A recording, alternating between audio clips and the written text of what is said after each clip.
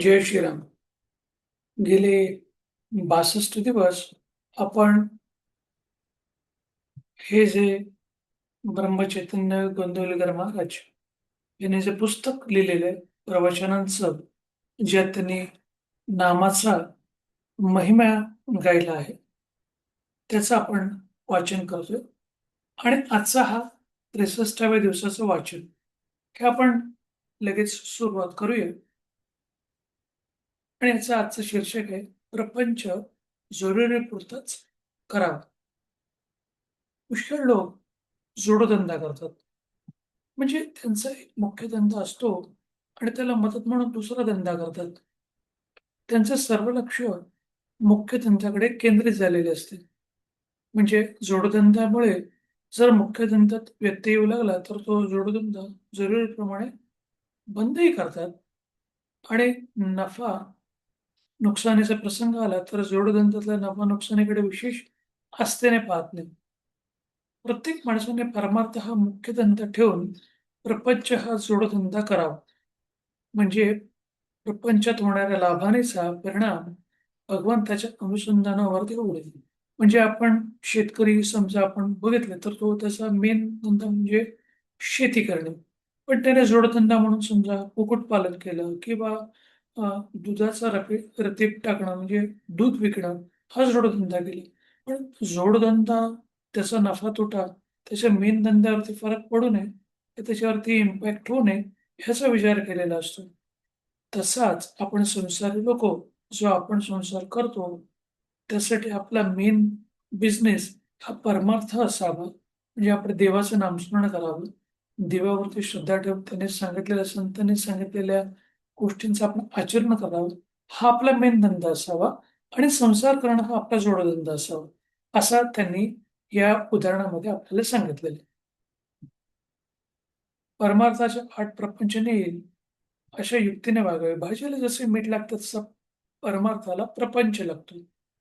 म्हणजे मिठाशिवाय कोणते अन्न आपल्याला आवडत नाही. तसंच परमार्थ कधी-कधी माणसाला कंटाळा येऊ शकतो, म्हणून त्याला एक मीठ म्हणून प्रपंच करावा. मीठ नसेल तर भाजी आणली लागते, पण मीठ जास्त झालं तर भाजी खावत पण नाही. म्हणजे संसार पण त्या दृष्टीनेच करावा. जास्त पण करू नये आणि कमी पण ठेवू नये. त्याचप्रमाणे प्रपंच आणि परमार्थ यांचा संबंध आहे. काही लोकांना सवयीचे मीठ जास्त लागते. तसे त्यांना ज्यांना प्रपंचची सवय झाली आहे, त्यांना तो जास्त लागतो. त्यांची गोष्ट निराळी. पण ज्यांना प्रपंच नवीन सुरू करायचा आहे, त्यांनी तो बेतानेच करावा. भगवंत डोळ्यापुढे ठेवून वागावे. प्रपंचात व्यवहार स्वतंत्र करावा खरा, पण प्रपंच हाच काही सर्वस्व नव्हे. म्हणजे प्रपंच करावा असं कोणत्या संतांनी कधीही प्रपंच थांबायला सांगितलेलं नाही. कारण आपण प्रापंचिक लोक आहोत.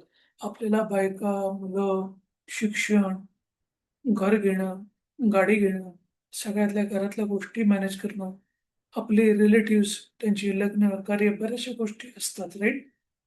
हे करायचं थांबू नये, हेच आपल्याला संतांनी सांगितलेलं आहे. आणि ते करत असताना आपण त्याचं नाव घ्यावं. एवढी छोटीशी गोष्ट ते आपल्याकडून अपेक्षा करतात संत.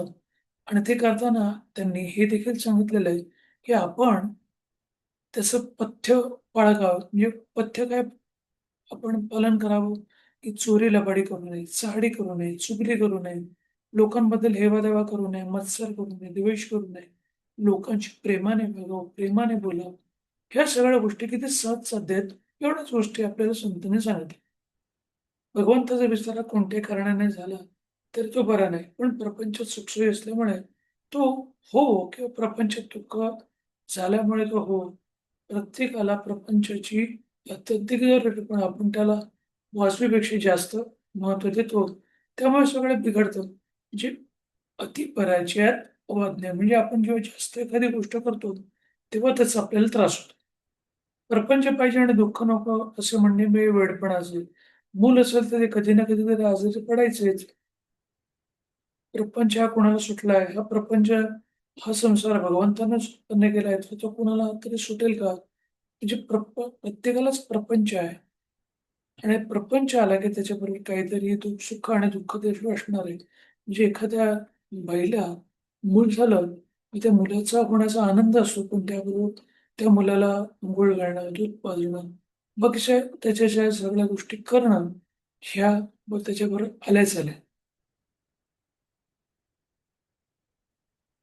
तसा नुसता प्रपंच तापदायक नाही, पण प्रपंच हा तापदायक आहे. त्याप्रमाणे आपण आपल्या खिशातले पैसे त्या खिशामध्ये ठेवतो, त्याचप्रमाणे प्रपंचातले आपले मन काढून भगवंताकडे लावावे.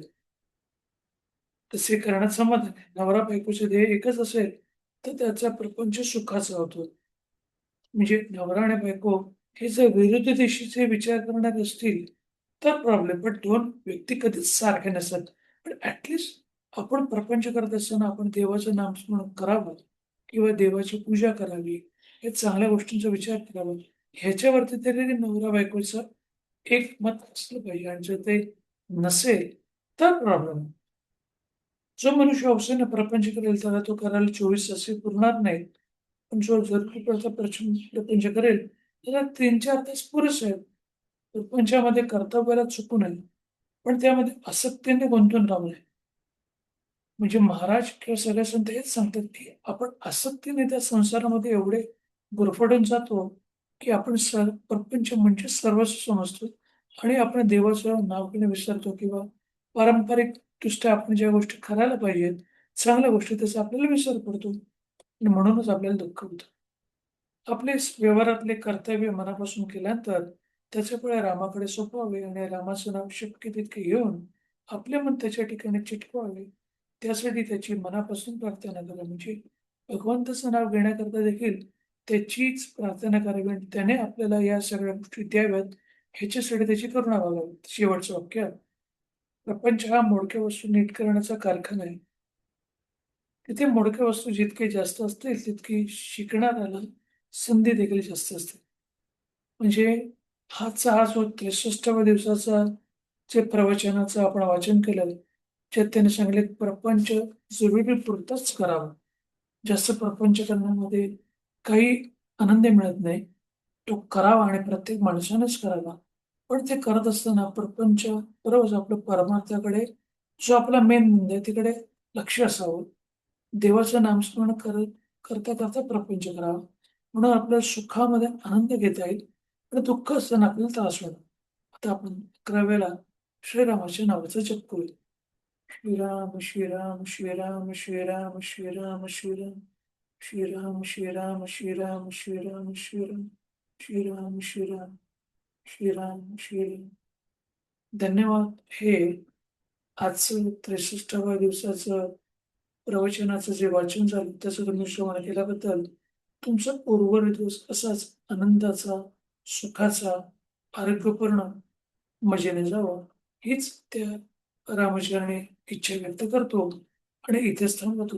जय श्रीराम, जय श्रीराम, जय श्रीराम, जय श्रीराम, जय श्रीराम, जय श्रीराम.